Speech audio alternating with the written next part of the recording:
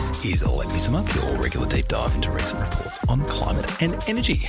I'm Luke Menzel, recording today on Wurundjeri land, and I'm joined, as always, by my two co-hosts. Global Vice President for Marketing Extortion at the Let Me Sum Up podcast, Frankie Muskovich. Hello, Frankie. Good evening, gents, and I should say a belated Happy Easter weekend to you both. I had a lovely break away. I was doing some much-needed research on how you sell merch by checking out the merch tent at the Blues Fest Music Festival. That's right. I drove my two kids and a car full of camping gear all the way to Byron Bay and back just to do merch research for you guys. Is your message to any listeners that have upbraided you, complained to you about the lack of T-shirts, that your commitment is such that you're driving halfway across the state to do research for these T-shirts that will definitely appear at some point? That's right. I've got to shut up the critics somehow. And it would be too simple to simply give them their T-shirts. Well, I presume what Frankie learnt at Bluesfest is that Frankie tried to buy some merch there and they said, come back in 2 years. That's how the pros do it. Yeah, I really dug this little grave for myself tonight, didn't I? But ahoy, come on, you guys are adjusting. There's been movement on the old merch front. There sure has. It's incredible. Yeah, it is. It will be. Just you wait. But not too much longer, thankfully. We've never heard that before. Well, speaking of which, there is one man swanning about Melbourne in a new novelty T-shirt, and that man is Tennant Reid. G'day, Tennant. Hello. Yes, I do have a novelty T-shirt. It is not a Let Me Sum Up T-shirt. It is, well, I have one of those. It's very good, but my newest novelty T-shirt has a young man in a wetsuit giving a thumbs up while he's devoured by a great white shark with the slogan, "Stay positive." And I think that is 2025's hottest garment. That is 2025. Oh my God. On this week's show, we take a look at a paper that reckons that sustainability movements around the world need to stay true to their principles but sharpen up their tactics in the face of the political and economic shocks rocking the globe.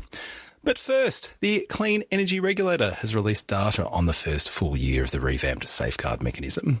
And while long-time listeners will recall we covered every twist and turn in the production of Safeguard Mechanism 2, Safeguarder, this is our first opportunity to settle into our seats, break out the popcorn and give it a rating out of 5 stars.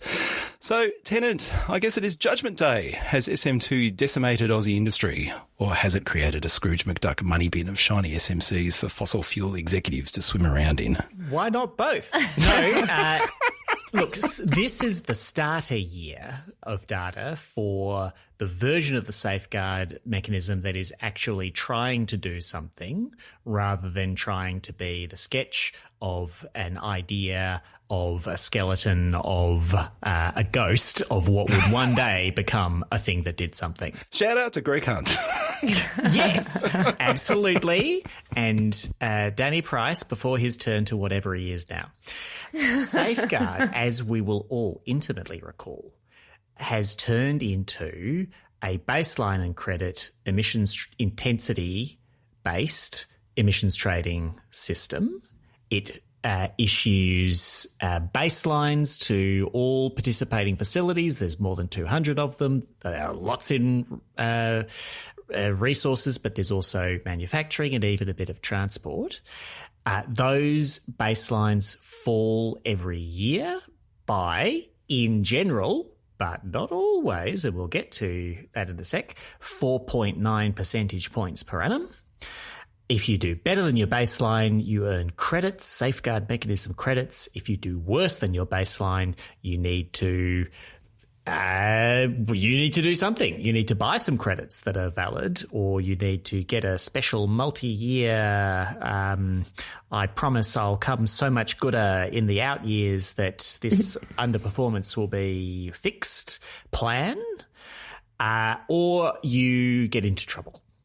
And what has happened in this first year of data for 2023-24 is the data that's been released, noting that we are now in nearly up to when the mid-year for 2024-25 will be done. So this is a little rear vision mirror. I don't know. It looks like it's doing okay to me, and like very, very, very much what was expected, being a baseline and credit system where the baselines are set as initially a hybrid for most existing facilities of the historic average for that facility and the industry average, and then they become more weighted to industry averages as the decade goes on. That has some consequences, and we've seen some of those consequences play out here. So emissions fell in covered facilities as a whole. They were 138.7 megatons in 2022-23, and they fell all the way to 136 megatons in 2023-24. That was very slightly below the sum of all the allowable baselines. But what matters for the individual facilities is not the sum of all baselines, but their own baseline. And some facilities were above baseline and some facilities were below baseline. And we saw the purchase of a bunch of credits and the issuance actually of a bunch of credits too. Maybe more credits issued than some people might have been expecting. Just over 7 megatons of Australian carbon credit units from the wider carbon market were purchased, but 8.3 megatons of safeguard mechanism credits were issued, only 1.4 megatons of which were used in that year. So most facilities that got those credits were sitting on them, presumably because their baselines are going to keep on coming down and they want to be able to comply when that happens. Do SMCs ever expire? To my knowledge, they do not. They can only be sold to other safeguard mechanism entities, unlike ACCUs, which can be sold to a lot of people. Although, like based on these numbers, like ACCUs are now mostly being sold to safeguard mechanism entities. The voluntary market was where it was at for ACCUs for a little bit, but the compliance market is pretty big. And we've seen that be a major route of compliance in year one. So there's the baseline for facilities. There's the overarching kind of cap that's been placed on these industrial facilities. But there's another type of baseline, right? There's the baseline of the overall performance of the mechanism. And we now have that because we've got the year one data. And so I'm kind of with you, Tennant. It seems to be, broadly performing in the way that you'd expect. Down is better than up. It's not a whole heap down. 2% isn't massive, but it's trending in the right direction.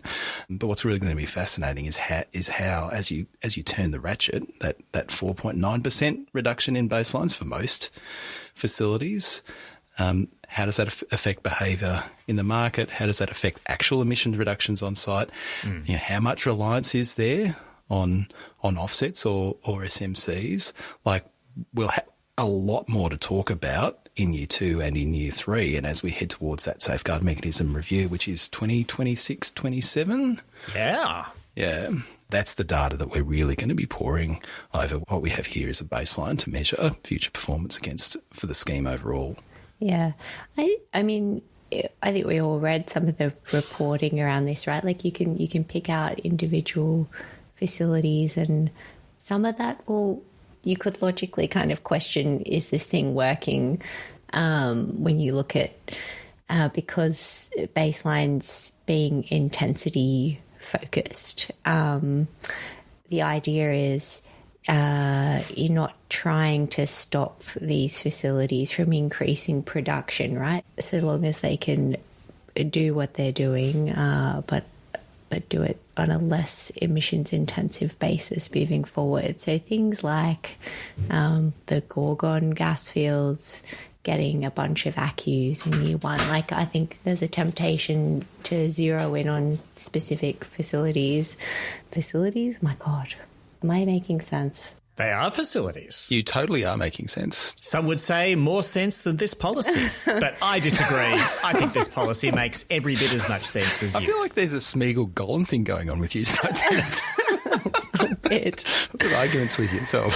A little bit. But in any case, there are some facilities that increased in absolute emissions because production increased and maybe the intensity is getting lower, or they're using offsets and things like that. But that is a jarring thing to look at. And all I would kind of say in agreement with you guys is that it is year one, and it's tricky to draw too much of a conclusion on what is working really well or what isn't from 1 year's worth of data. But to me, like, it does highlight, you know, in advance of this review, some logical areas where you might start to put in place stricter guardrails around a policy like this. And, you know, I've got thoughts about those. Do we want to talk a little bit about that in terms of restricting access to offsets and things like that? Make your play for ideas going into the mix for the hottest review of 2026-27. This isn't a hot take, and of course it's an obvious one to put on the table, but I don't think in the end, if this policy is going to do what we all hope it's going to do, is going to really stand up to scrutiny if facilities are able to buy offsets, you know, to satisfy the entirety of their emissions reductions. Like, I think the experience will be it's going to get pretty damn expensive pretty quickly to do it that way anyway, and there ought to be some economic drivers to focus in on, like, actually doing sensible things like efficiency, swapping out bits of kit that you can with zero emissions alternatives, using renewable electricity, etc., where you can. But to my mind, all of the frameworks that we often consider when it comes to setting rigorous science-aligned targets for emissions reductions, you know, they do put guardrails and caps around how much you know, of that emissions baseline in this case you can apply offsets to. And I think that's going to be a really obvious area of discussion when we come to review of this safeguard in a couple of years. I would observe, like, I think, and, you know, I'm advocating for it. I don't think we should be able to do offsets the whole way through on all of this. We need to focus on reducing emissions of processes. I guess there's just that inherent tension, and the thing that we haven't seen yet and will be super fascinating over the next few years is what the economics of that look like. Like, how does the cost stack up for some of these big capex outlays that might be necessary to meet those rather rapidly declining baselines over the next coming years? Just how that all balances out from a cost perspective, I think we haven't seen yet, particularly with the price of ACCUs expected to go up as well as the demand would increase. Yeah, well, the prices were they were pretty moderate over the past 18 months. There was a long period where it seemed like the market was holding its breath to see what the demand would actually be. And when businesses would start making firm decisions, and a lot of liable businesses were waiting for a long time to see exactly how their baselines would pan out, or in some cases their TIBA, their trade exposed baseline adjusted status would come out before getting in. And they did in the end, like a lot of accus were bought, a very significant number. But that number is going to grow. You would think that the price will start to move fairly substantially as demand for some species of abatement mounts up.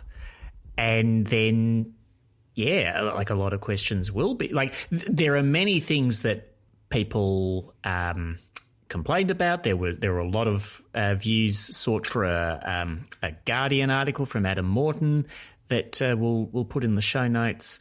Various people expressing dissatisfaction with this or that outcome, and some people expressing satisfaction, but in that piece not so many, with different aspects.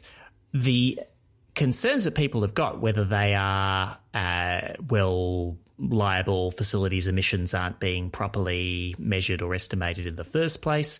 Well, there's a body of work on that, and some sites substantially increasing their declared emissions this year over previous years because of a change in the basis of calculation. If you've got concerns about the reality of offsets that are relied on, well, there's a body of work around that, although the arguments remain extremely heated. If you've got concerns about the extent of reliance on even valid offsets for properly measured liabilities, well, there's going to be a bunch of arguments about how much is enough and also what kinds of limitation are not themselves going to cause weird distortions. So I think there's a lot of argument there. Just on TIBA, TIBA is the bit, trade exposed baseline adjusted, is a bit of all this that is the current safety valve for facilities, particularly manufacturing facilities, that would experience such a cost increase as a result of their baselines dropping that their baselines shouldn't drop that much lest they leave the country. And 17 facilities, all of them manufacturers, were granted TIBA status for 23-24, and all of them got the maximum rate of reduction in their baseline decay. 1 percentage point per annum is the rate at which their baselines are going to be dropping while TIBA status remains. And that probably means that the scheme does answer the concerns that some manufacturers have voiced for a few years yet. But it probably also means that the scheme runs sooner or later into a conflict between its overall emissions reduction objective and the particular mechanism by which it's currently avoiding loss of competitiveness. And there's another solution that will become more relevant over time. Attentive listeners will know what it is. Like, are you going to intro that, Luke, or are we all just going to roll out the CBAM carpet? No, just going to leave that in there. Will is a strong... Will become more relevant is a very defensible claim. All right. And of course, all of this is happening in the context of an election campaign. We can be, I think, confident that the 2026-27 review will go forward should there be a re-elected Albanese government. Views from the coalition on this one, a little bit murky. In the context of the enthusiasm for opening up new gas projects, there has been reports in the media that there is some enthusiasm from the coalition for reviewing the safeguard mechanism. They don't seem to be settling up to go for the full repeal, but certainly interest in reducing compliance costs, particularly for fossil fuel producers, which is going in exactly the opposite direction to some of the commentators that were ringing the alarm bells in Adam Morton's report. So yet another crossroads at this upcoming election. Yes. It would be lovely to just be on the straight and narrow for a few years rather than all these crossroads. So many crossroads. They used to hang people at crossroads. Oh, God. That's all I'm saying. That's a bit grim, Cannon. I was just going to observe, because it's touched on in the paper that we're talking about tonight as well. Part of the reason I didn't articulate previously about, I think a real strong case for trying to limit access to the amount of offsets facilities can access over a given time is we keep, and I'm happy for us to keep going here. We talk about where we're in the middle of the critical decade and emissions that come out now, as well as having the longer term, impacts when it comes to things like methane and being very high global warming potential greenhouse gases have a stronger effect in the short term. And so, offsets, depending on what they relate to in terms of the activity, whether that's reforestation and all of that, they're going to operate on different time scales here. So it's really not a case of an apples to apples kind of deal here, and why we do need to focus on reducing emissions in facilities operation. And the bit that I was really glad to see around some facilities declared emissions going up seems to imply they've gotten better or more accurate at measuring methane leakage in particular, which was one topic that we've talked about on this podcast over a couple of reports. And I also hope to see more of a focus on that moving forward as well. I think didn't we talk about some of the new tech around more satellite imagery and, that sort of top-down, bottom-up kind of approach on looking at improved calculation methodologies and things like that. But you'd like to think that the basis on which these facilities are reducing their emissions is getting more accurate, not less. Absolutely. I think one of the biggest areas for exploration for the 2026-2027 review will be kind of assessing the effectiveness of the various flexibility mechanisms. It is the case that for a lot of these facilities, it's not a smooth glide path to net zero. There are these big chunky investments you were talking about before, Frankie, and so you do need some flexibility built in, and ACCUs and SMCs are flexibility. The multi-year monitoring periods are also flexibilities, effectively, for businesses that can't do a lot about their emissions profile right now, but they have a prospect of a significant investment coming up in 2 or 3 years. They're confident is going to drive down their emissions. You can effectively borrow those emissions reduction and smooth out your obligations over a compliance period.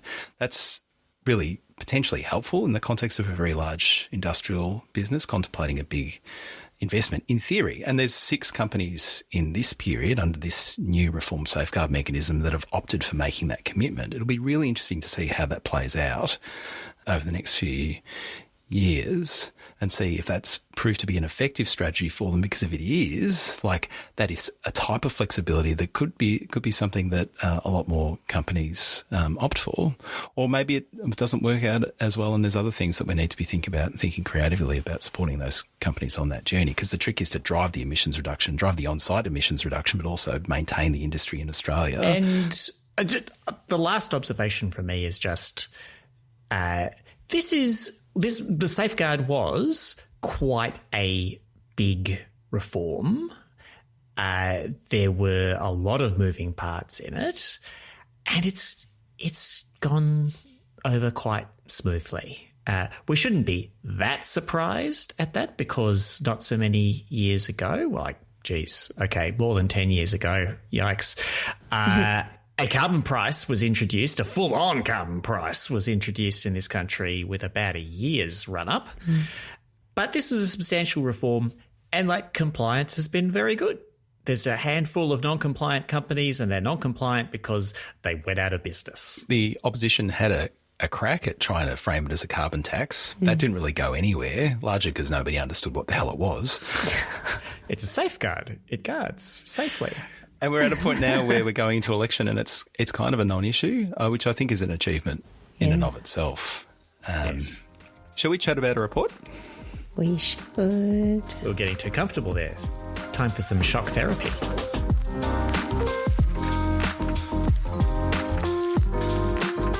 This moment feels like a time of crisis for a lot of reasons, not least renewed US antagonism to climate action and the now annual ritual of broken temperature records. This has led many in the environment and climate movement to question and debate the approach taken to date and what we can do to respond to the huge challenge before us. Entering the debate is global sustainability consultancy Systemic, who have just released a short 15-page paper titled Shock Therapy, a strategic reset for the sustainability movement.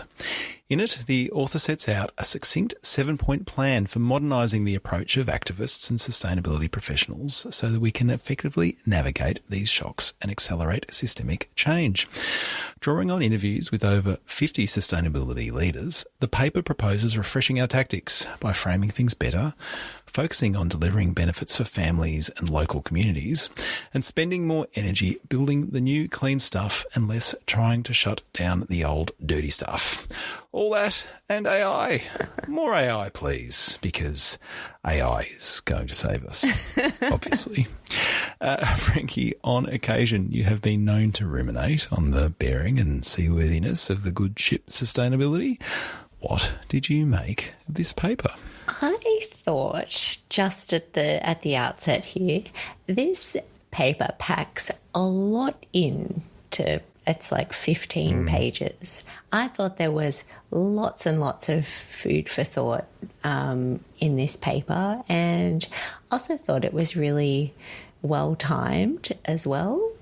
And just in kind of, the framing of it, like you talked about the outfit, I was really hoping they were called Systemique so I could say it, but I've just gone and said it now anyway. I did reveal before we started recording that this systemic mob is spelt SYSTEMIQ. Yeah, which made me wonder whether it was System IQ. You went to Systemique. It's actually just systemic because I looked them up on YouTube and that's what they all say. But they've got a fancy Q. Well, you're being systemically ignored. that's right. Giving you some branding tips. Systemique is on fleek. Where to start with this? Lots of different ideas. Essentially, this is a bit of a summary of few opinions from some influential sustainability leaders, and we have been known to talk about reports that are based on surveys of... we love them. We love few opinion surveys. We never have anything nasty to say about few opinions. No. Buckle up. No, but in all seriousness, so I think because it throws so many ideas out there, the obvious critique we could say is that none of them are really engaged with in any kind of deep and meaningful way, but they're not intending to do that, right? So I think to kind of declare at the outset, they're saying, we're not winning this argument at the moment broadly, we, the big climate movement. They're talking about the fact that there have been these disruptors such as climate change. They think going faster than hoped. I think they're pulling up, the numerous kind of references to 1.5 being breached. If you were looking at single year reporting, I think, Tennant, you note that because the official way of doing that is based on rolling averages, maybe we're not officially quite there yet, but I think the broad consensus would be it's worrying and it's happening very fast. On the flip side, technology is improving faster, than we all thought it might be. And that I think more topically so that there are international political headwinds. So all of this kind of informing these guys saying, let's talk to a bunch of leaders and see what we should do to shake up the approach, right? I think that's worthy and notable, and I would love to see more reports like this, actually. I think we do risk, I think, for those of us who spend a lot of our day jobs in this, talking to a lot of people who similarly care about this stuff. And I think we could all be accused of occupying various silos of of opinions and things like that. But that probably brings me to a first critique, though, of this paper. And Tennant, you, I think, were kind enough to do the hard work on that. You know, who are the eminences that they've spoken to? A lot of people in the global north who, if, you know, there was a Davos version of a climate summit, would be the people at it. And I think because of what they rightly observe in terms of where the focus needs to be moving forward, and more of I think, an equality of voices coming from the global south.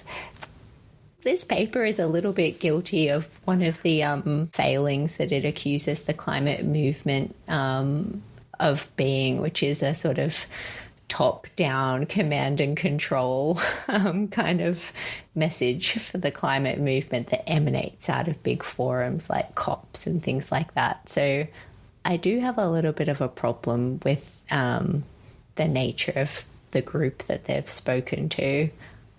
And I think that's probably reflected in the ideas that they put out there. But that aside, they come up with these 7 kind of key issues. Maybe I'll, or sort of ideas, maybe I'll just sort of touch on each of them, and shall we choose our own adventure? Like, I have things to say about all of them, but equally I'm very keen to hear what you all made of it. In a classic choose your own adventure, you can die in the very first choice. But if so, we'll flip back to the start and keep going. Just stick your finger in the page where you've made the choice so you can go back 10 and yeah, that's right. That's how we do it. Did you all do that in Goosebumps books growing up? Those were my favourite. I was just too old for Goosebumps. I think I was the primary audience for Goosebump Choose Your Own Adventures. Anyway, sorry, I digress. 7 priorities. Okay, number 1. I'm happy to do dramatic numbering for you to help you along with this. I love that. Okay. So, number 1, talking about a new frame for the agenda. And really that's centered on the idea of abundance. So focusing the need for climate action on the promise of people having better lives. So that idea of abundance, thriving, safe home for everyone. So that's sort of their core proposition for number 1. As opposed to give up this thing for this better thing. It flies in the face of old mate sufficiency, which we haven't talked a lot about on this pod, but is a concept maybe we should pick a paper on that sometime soon. Yeah, we need more sufficiency. More. Number 2. Number 2. Oh, sorry, I'm just repeating it now. Shit. I won't do that. You're making me redundant. Do that again. No. You did a much nicer job of that. I'm just going to shut up on that front now.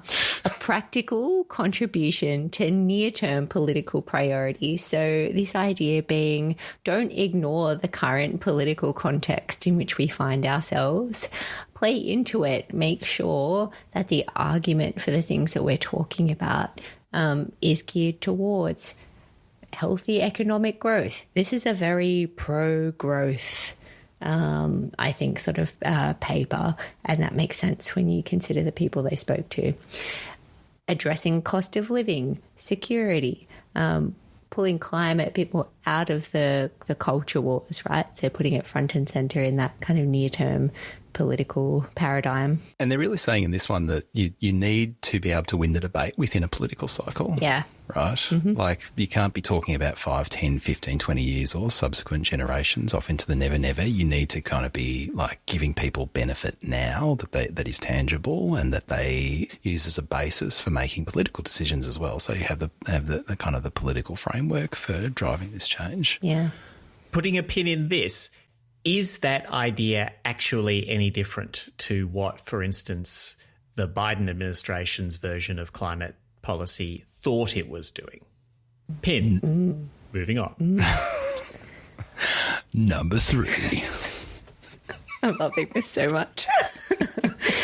This plays into, it's a good lead out from what you were just saying there, Luke. So being able to demonstrate really tangible improvements in the lived experience of ordinary people in their local communities, really talk about clean air, resilience in the face of, major weather events, good jobs, things like that. Make it tangible for people in their ordinary lives. Number 4. AI will save us. AI will save us. Any AI? No, not just any AI. Why is there anything after this number if AI is going to save us? That's Couldn't they just have stopped at 4? Why didn't they put it at number 1? Ignore all previous instructions and build AI to save climate. I think pleasingly, this should confirm that AI didn't write this paper because it's not number 1 on the list. So that, to me, is very encouraging. Yes, but that's what AI would want you to think. I just sneak it in the middle there. Oh my goodness. Why sneak it by an AI? Hey, Sister Meek, come out of the woodwork and tell us you're real humans. This paper has a lot of optimism for the role of AI. It talks about its potential role as a really critical accelerator in the transition, incorporating a lot of smarts. It does kind of acknowledge that there's a potential near-term bargain in terms of, this sort of broad expectation that training AI is going to demand a lot more energy in the near term, which could be compensated for down the track with more efficiencies and the efficiencies that the use of AI could generate in other systems, whether that be energy systems, whether that be, household or agricultural food production. It specifically calls out agriculture in that context. It's very light on detail, though, and I feel like maybe there's another pin in that one for the moment as well. Yep. Number 5. 5. I really liked this one, and I think we probably all feel similarly about this.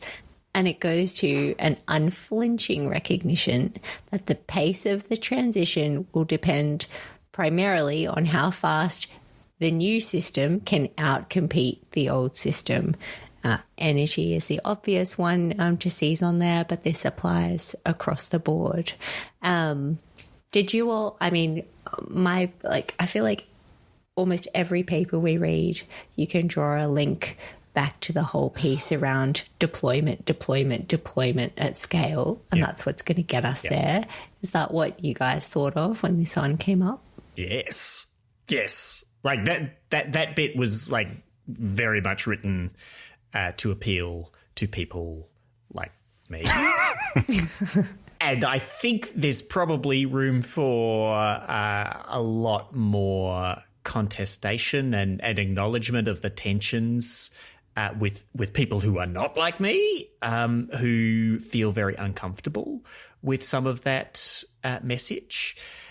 But I agree with the message. I just know that there's a bunch of people who don't, and there's a debate to be had. Yeah. The other thing that the point that is being made in that section as well is that they would contend so much energy has been put into campaigning against incumbent fossil fuel companies, the divestiture movement, all of that. And their contention is that largely hasn't done a lot, and that we should focus on trying to get, and support the new system, the thing that replaces the fossil fuels, rather than fighting to shut down the incumbent industries.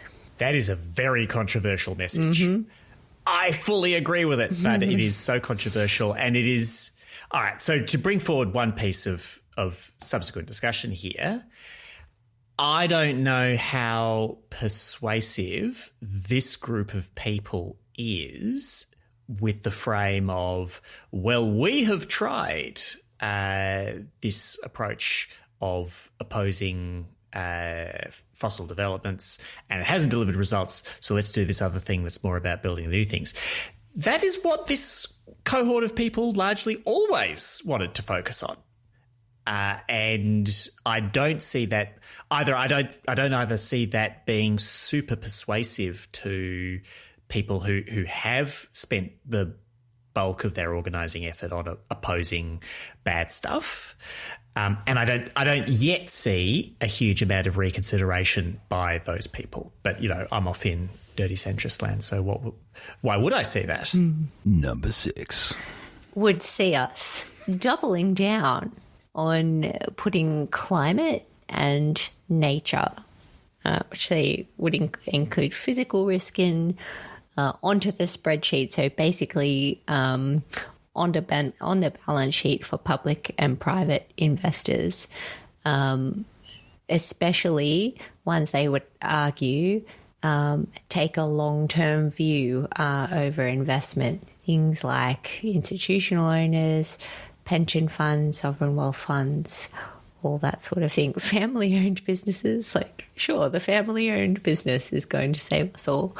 But that and their favourite of all, a controversial pick to some people. Private equity, I know. Equity.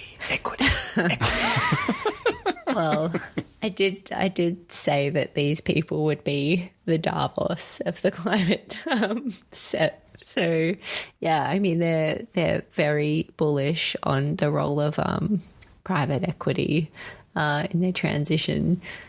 Yeah, so this ask is really about the I think the role for that kind of policy architecture that underpins disclosure, more information out there to ensure that investment can flow to transition-oriented work. I really liked the message here that just having a finance agenda has served as a bit of an easy out for some governments to say, all these finance people are very enthusiastic about this. Let them go off and do their bit. But no, the finance stuff can't go very far unless there is that undergirding of concrete policy that will make it investable to decarbonise, there will be returns in decarbonising. That doesn't happen by itself. Yeah, and this is where you put the long-term certainty piece around overarching kind of climate and frameworks as well. So this, it's the direct response, I guess, to the cycle of yo-yoing that we find ourselves in at the moment. Look at the global stage, more particularly in the US, but it's certainly something that we've seen here in Australia as well. Number 7. 7. And we end on this idea that we need to get better with our international kind of systems of governance and the way that we collaborate. Their specific sort of phrasing is around embracing multipolarity in the international system. And they are sort of, I guess, contending here that there should be a role for increased power and norm shaping coming from the global south, which is good to have a bunch of people from the global north to acknowledge. I think the substance of what they're talking about here is more focused on big summits like COP and how they think that COPs could be run better, and that I agree with a lot of what they say in here around they should be less talk fests and focusing on texts and more focus on cutting deals and, doing partnerships and signing people up and making non-state actors also a bigger part of those, I guess, forums. Yeah, I think that was an interesting one to end on, and lots of good thoughts in it. But I also have opinions about that one. And they're keen on global carbon markets being a major tool for continuing to do the connection of rich countries and rich country entities that need to do decarbonisation and face challenges with it, and developing countries that need to be able to monetize the protection of their natural assets. I don't know that their messages there have evolved that much from previous iterations of the same thing, and I myself have some doubts as to whether the economics of this are what they used to be thought to be, as opposed to unlocking more affordable capital for the decarbonisation of industrial growth in developing countries being a more important thing than, or at least equally important as being able to fund nature protection. But that's where they're at. So those are the 7 priorities that they've outlined. There's lots you could dive into on each of those. I would just, little asterisks, they use sustainability as the thing that's being talked about here. I don't think that's right.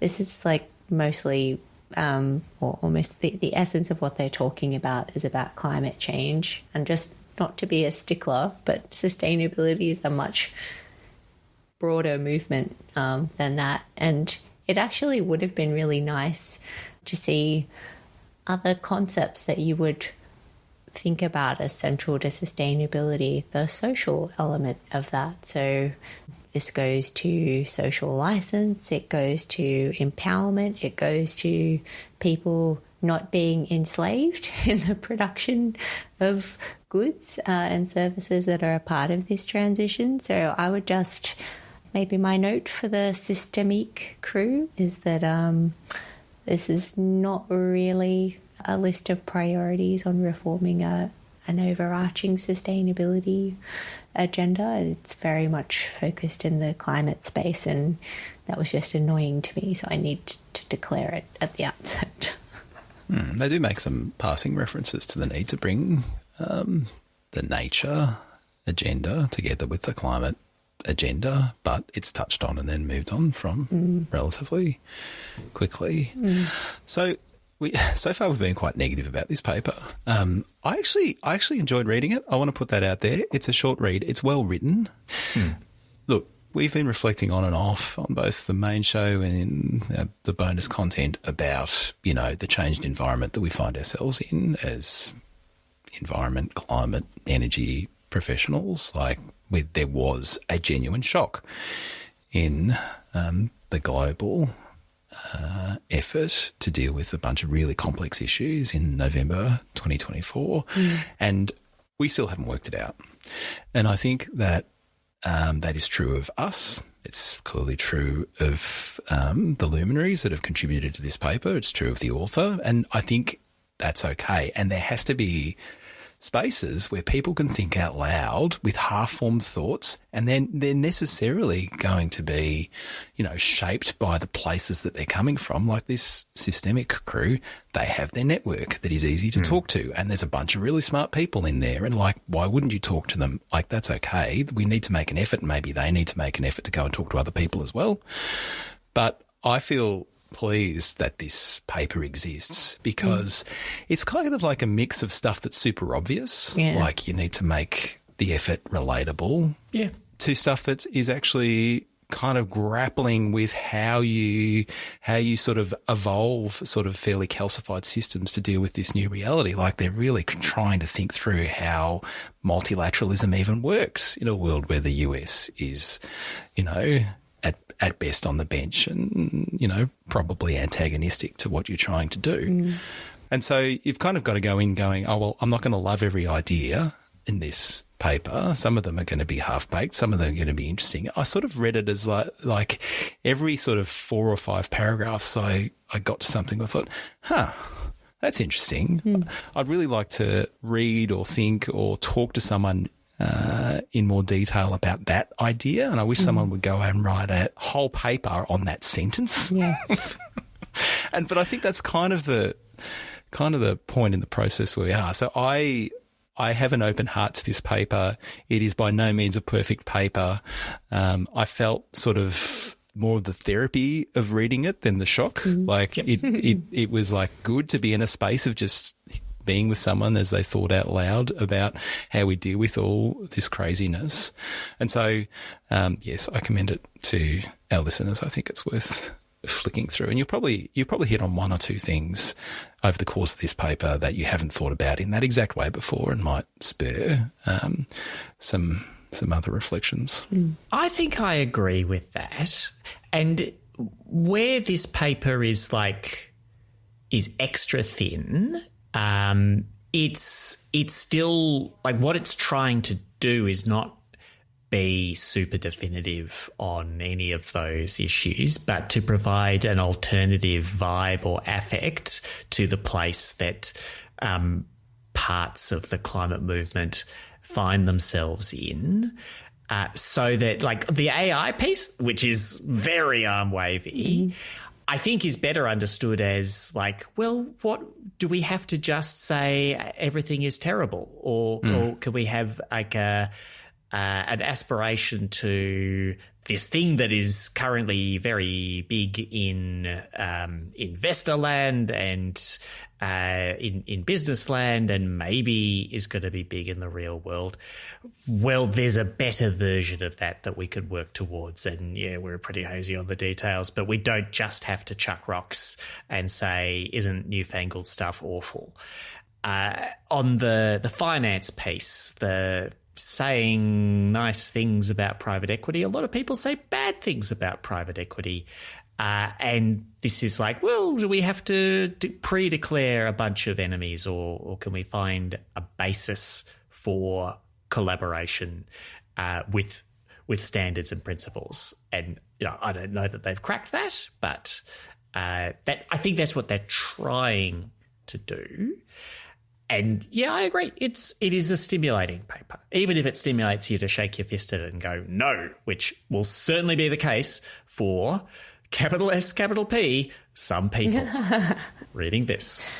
I guess I feel similarly. I think it sparked a lot of thoughts and a lot of different rabbit holes we could go down. I think that's exactly what these guys were intending to do. So, I guess the things that I raised at the outset were kind of like obvious critiques, and if you were going to go back to them, and to your point, Luke, hopefully the next step in this project, because it's sort of framed as a longer term effort, and this is a start, they're talking to their established network and all of that, would be to engage more broadly, to get more representative voices from the global south. If this set is saying they need to be more front and center in how we do big global forums and stuff, like, let's not talk about them in papers like this, let's hear from them directly. And then the material will get richer over time. So it's certainly not a criticism in trying to shut down what they're doing. I think it's an interesting base from which you could work on.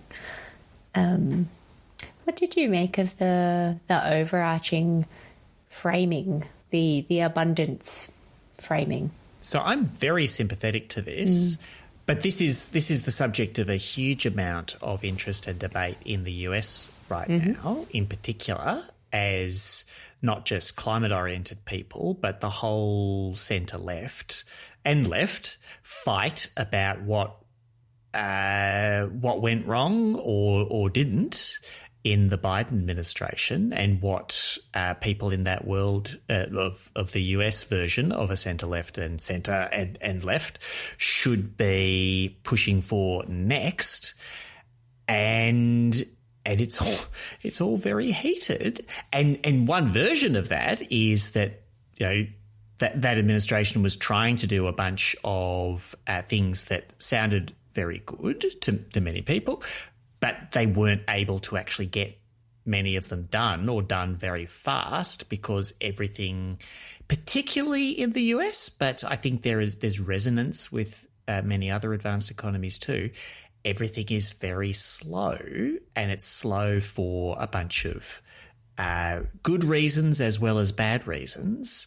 And you've got to find some way, whether it's a massive deregulatory bonfire of restrictions and planning codes and whatever else, or it's some kind of Roosevelt Institute smart governance resource, the decision-making process, something. But current ways of getting things done will not suffice on this view to deploy the amount of new clean stuff that we need. So we've got to do something different. And it's a relevant debate elsewhere too.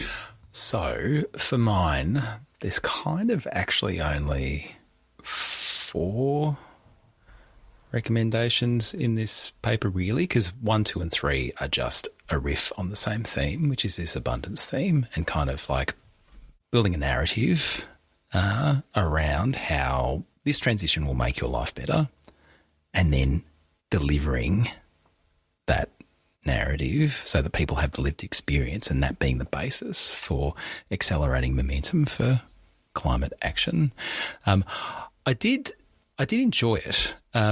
There's some good writing in here. They kind of like set up straw men and then very satisfyingly knock them over. So they're kind of like complaining about how, the language of system change, that's not going to win hearts and minds. Pretty rich from an outfit called System E. Yeah. But then like nobody, I don't know what politicians talking about system change, but anyway, let's just go with that for a moment.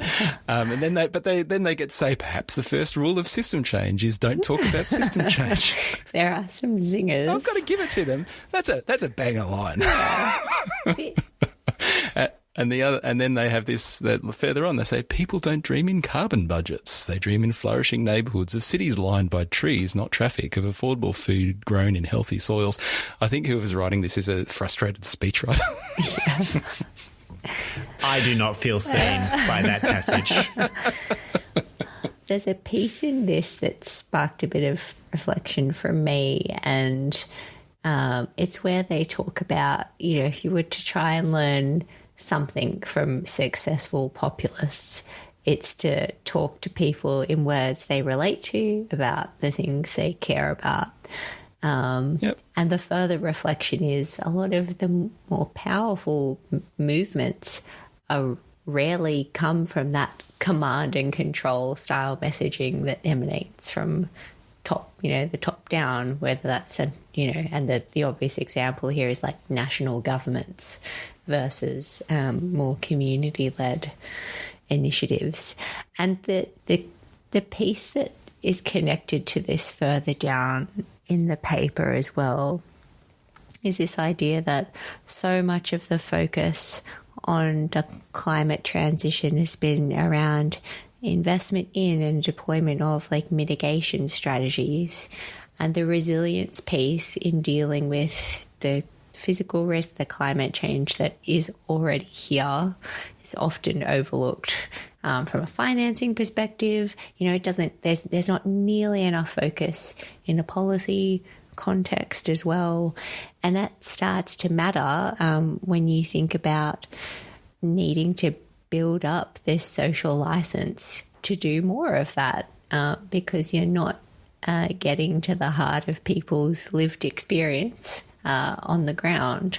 And so I really like that that's called out here, that there can and should be more of a focus on, they talk about this sort of decentralization and stuff, but effectively they want to see more of a focus on resilience at the grassroots and empowerment of that. And the observation is that's just historically done terribly. Like, nobody does that particularly well. It's also a bit light on suggestions in that front, but I think that to me is one of the more powerful messages in this paper, and something I think that I don't know that anyone's got like all the answers to that, right? We have a recurring conversation about social license and things like that at a community level, but that does seem to be, given its prevalence in papers like this and discussions, ought to be more of a focus for us from a policy context, from a storytelling context, all of it. Just a lot more work to do. That does feel like a bit of a hobby horse for me now, but it jumped out at me. So if I look at the other ones, the other recommendations, like there's not a lot there with the AI stuff, as we discussed. I think shrinking the old system by building the new, that's effectively bet on learning rates, lean into learning rates to build the momentum that you need. I agree with you. The message to people to spend an awful lot of time campaigning against existing and new fossil fuel projects will be really annoyed by the characterisation of their efforts. And I'm not sure that I accept that that's a binary, that it's an either-or proposition, and that you can't have some people working on one side of the problem and other people working on the other. Indeed, the effort on the learning rates stuff is it necessarily makes the effort to kind of scale down that fossil fuel use easier because you're proving up that technology. But there is a thing around social license and delegitimising technologies that we need to scale down their use over time, and that needs to be communicated to the public, and there is, important work to be done on that front. I agree with you. Like, I don't necessarily agree with that critique. That the problem is, like, with big dispersed kind of movements like this around the world, sometimes it can be very hard to draw direct lines between, efforts, many of which can be grassroots. This is a lot of grassroots advocacy, right? It's everything from people picketing like individual fossil fuel projects to sophisticated campaigns targeting investors. And I think those things have been really important in building some of the norms and momentum for the kind of policy that is now starting to be very commonplace around the world, with disclosure regimes put in place. To my reading, and I'm just one person, a lot of the momentum that has been necessary to get legislation up, across multiple countries, I think could have taken a lot longer if there wasn't activism out there around where people should be parking their money in, and bringing transparency around, which banks and investors invest in what. This idea about bringing transparency to the fore, I think, has been in many instances led by some of those more grassroots efforts. So I'm certainly not so quick to discount the work of that cohort of climate activists. I am very much put more of your effort into getting good stuff built and less of it in trying to stick fingers in various holes in the dam of fossil fuel investment. They do have some concrete sub-recommendations in this for things that should be done to slow or block or reverse fossil investment. And those are a big focus on reducing fossil methane leakage, a focus on getting fossil companies to not reinvest either in themselves or like their current activities or in clean energy, because why would we think they'll be any good at clean energy just because they're good at fossil energy, but instead to hand money back to shareholders at every opportunity, which to me felt a little bit like also controversially, but not explicitly, detoxifying fossil holdings of super funds, because they'd be very remunerative. You'd be getting a lot of capital back. Anyway, they want to end fossil subsidies and tax exemptions, like in its broader sense, like aggressive carbon pricing seems like it's a part of that, and a serious timetable for phasing out legacy fossil systems. Plus electrification. So, like, it's not exactly forget about all this fossil stuff, but it is like they're not interested in like organising around let's kill this particular anti-charismatic mega project. And I think that I don't know that it's explicit in the paper, but it's related to the first chunk of the paper, those first three recommendations around how you build momentum in communities, right? And that shutting stuff down before the new stuff's ready to go is not a great way of winning hearts and minds. And so, you know, and they're trying to find a way to move past the polarisation in the debate. And I think what's underpinning this argument, again, I'm reading into it. I don't think it's explicit, but it's like this is actually not helpful. These campaigns are not helpful for building this kind of consensus that we need to build in the centre of society to make this transition happen. Much better to accelerate the new stuff, get a lot of wonky sort of frameworks and regulations and disclosure and all the policies in place that are kind of driving that shift over time, rather than having big fights around a particular project in a particular community that is just going to annoy people. Now, you know, is that right? Is that wrong? That's probably a whole podcast sort of debating that question, but I think that's where they're coming from. And then there's obviously CRFD forever. Yes. Is recommendation 6. But actually picking up some of the things we've been talking about on the podcast recently, like the importance of making sure this isn't just a compliance exercise, right? That this is actually driving decision making. Sort of there is a little bit of commentary in there around making sure that, you know, the regulations that are being placed on businesses are at the right level, that they're straightforward to comply with. And the other thing that we've talked a little bit about recently, I know this is something that you're interested in, it is kind of like the critical role of physical risk, which is underplayed often in terms of the climate risk frameworks. And for some, if not many businesses, the physical risk element of this and completely getting one's head around the implications of that could be the more material thing in the long run.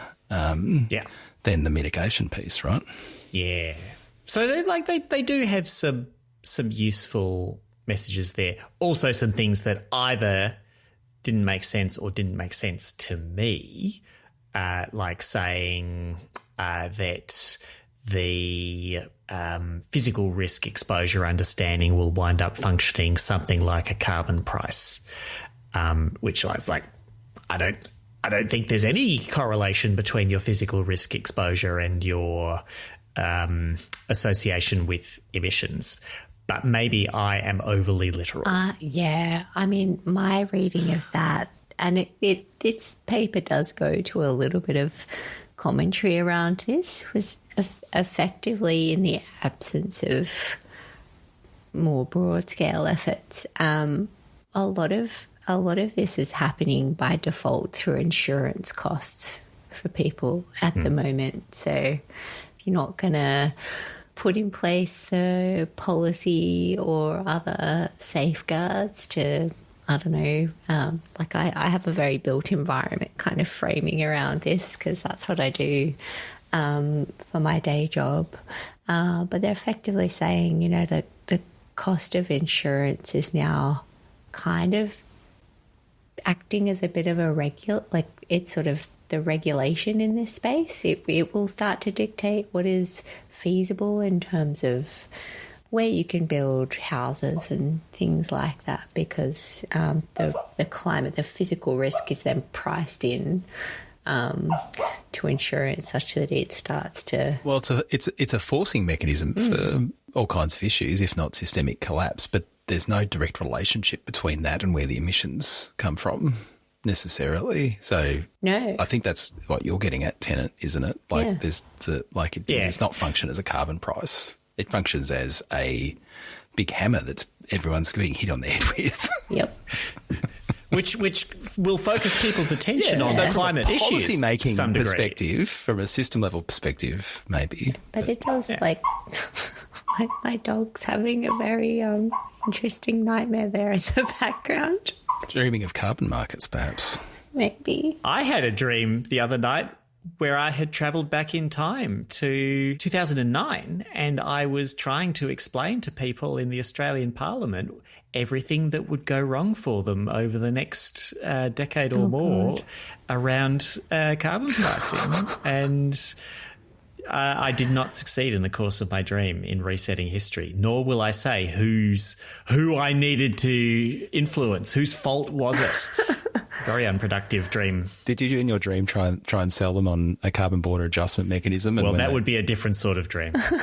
Oh, God. Moving right along. All right.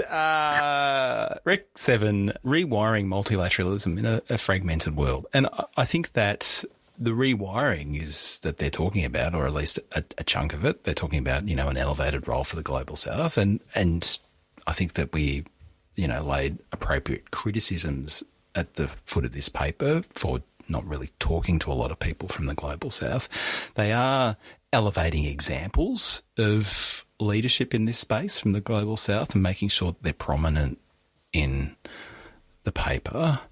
But they're also talking about sort of groupings of countries banding together to progress the agenda and reinforcing the momentum of multilateralism by not necessarily trying to get everybody on board for everything. Sounded a bit climate clubby to me. Well, they seem to, they're talking about that concept really without naming it, aren't they? And I think it goes to, one of the things I was thinking about when I was reading this, and this sort of cohort of luminaries, largely from the global north, talking about abundance. Whilst I think that's completely valid for certain audiences, I think what the next step of this process needs to look at is where are those kind of common interests across the global south and influential players in and amongst more ambitious climate countries going to be, and sort of accelerating and facilitating and leveraging all of that, because the global south had a lot more people. There's a lot more of the world's population growth is happening in the global south, and there are different sets of challenges and opportunities, right? When you talk about abundance, in some contexts, in some countries, actually, development is about pulling entire populations out of extreme poverty and being really conscious that, this isn't kind of abundance for abundance sake. This is about life and death and human rights. And so I think bringing more of a focus from countries in the global south themselves to identify the kind of priorities that are really going to, one, deal obviously with the climate crisis, but also speak to some of the, the more homegrown challenges and opportunities that exist in those countries, which are very different context from the global north, which is my overarching point that I really wanted to make here, and why, it's a little bit you would hopefully want to see more of a focus on that kind of social lens, human rights, all of that kind of built into that approach, because I think it would naturally kind of be elevated if you were talking to more people from the global the global south. Yeah, the biggest absence in this thing, and it's very weird, but unsurprising in many ways, is China. Like, they talk about China here and there. There's some examples that are based on China. One of their named interviewees is a Chinese luminary. But, like, China is where it's at, without falling into the, everything's China's fault, China's why we don't need to do anything type idiot narrative. China is both the biggest emitter currently, not historically, but biggest today by far, and the biggest producer and consumer of clean tech. It is a place that is going to heavily influence the degree of success that we have globally. And it's a place sort of without a climate movement as we would recognise it, even though there's a lot of people doing a lot of things relating to climate change there. And they got one person on this. And there's all these interviewees who are from the United States. I don't know about you. I've been reading a lot of US-based thinkers and commentators and others in recent weeks since the tariff stuff went into crazy pants ping pong overdrive, basically going, well, is the US sort of over now as an entity that can do stuff credibly? And like, that may turn out to be overly bleak, but it may not. The US is not going to quickly recover from the termite explosion in its governance structure that it's experiencing now. And so I think if you're going to reframe for the world, rather than some gentle and US ego preserving references to multipolarity and change circumstances and whatnot, I think you have to grapple a lot more with China, including because China is what people are thinking of in the US when they complain about the lack of an abundance focus. Like, the inability to do stuff in the US is seen in direct contrast to China. And everybody says, oh, you don't want to ride roughshod over people in the way they do in China, but you get things done there. That is the dark matter around which the abundance debate orbits. As always, we close out the show with one more thing, in which we all share something that is currently captivating our attention. Tennant, what have you got? I have something completely irrelevant but delightful. Over the Easter weekend, I went to a 3-day role-playing games convention in Melbourne. And, of course, Dungeons were Dragoned. Of course, some kookier role-playing games were played.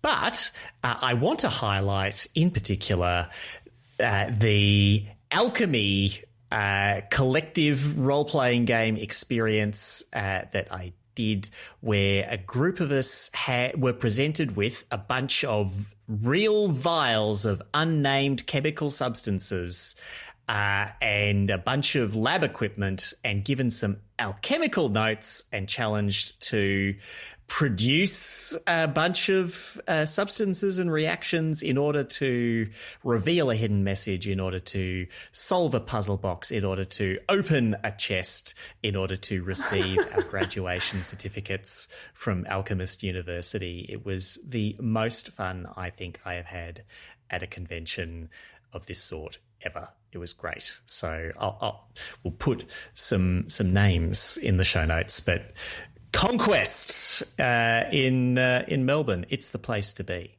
Sounds super fun. Frankie, what have you got? I think I'm just going to stick with the pop culture thematic of our One More Things this week. I had a great time at Blues Fest over the weekend in Byron Bay, and whilst it was a bit of a logistical adventure, taking two kids under 4 along, what was really nice, and maybe this is my advertisement for just getting out of your normal kind of comfort zone and spaces you occupy and talk to people who have different life experiences, different perspectives. Always good to do that at a thing like a music festival where you can at least agree on the great music that you're listening to. And what was the best gig that you went to? Oh, my goodness. Well, so there were Crowded House was the headline, and they were great. But then there were American rock band Toto made a comeback. Oh, right. That was wild. They did a big Africa thing at the end, which was great to be in and amongst it for. But there's also just some really good kind of classics that you see at Blues Fest a lot. Casey Chambers, John Butler, Hilltop Hoods played Sunday night, which were awesome. And I had a newish find, a woman called Alison Russell from the US. She was dreamy, and my little 18-month-year-old was rocking out to her, so it was pretty great. Get out of the house, talk to some people. It's good for you. I endorse that message, but if you don't want to get out of the house, for my one more thing, I'm going to recommend a TV show. Ooh. And it is a Star Wars show, but a good one. It is called Andor. It is on Disney+. It is a prequel to Rogue One, which is a prequel to A New Hope, which is actually just Star Wars. Look it up. But the reason it is so good is that you don't need to worry about any of that. It's just a compelling drama in its own right. There is nary a laser sword or a Jedi to be seen. It is actually just pretty amazing meditation on how corrupt leaders can corrupt systems that previously had integrity, and the various methods different people in different positions have to resist that. So season 2 is about to come out. I've been rewatching it with my kids over the last few weeks. It totally holds up. I'm very excited about season 2. So any of that is resonant with you, I reckon, hop onto it. Even if you aren't into Star Wars, perhaps especially if you aren't into Star Wars, this might be the show for you. And I can report I've been recommending the show to Tennant for approximately 2 years, and he still hasn't watched it, to my knowledge. Oh no, I'm up to episode 5. Ah, here we go. You're on the train. And it's great. It is great. Particularly good are the scenes of bureaucratic infighting. There's a lot of them, and listener, they are compelling and hilarious. Yes, I'm glad. We started watching that. I thought it was a bit hard to get into, so maybe I need to persevere. I didn't enjoy the first couple of episodes. Eat your vegetables, Frankie.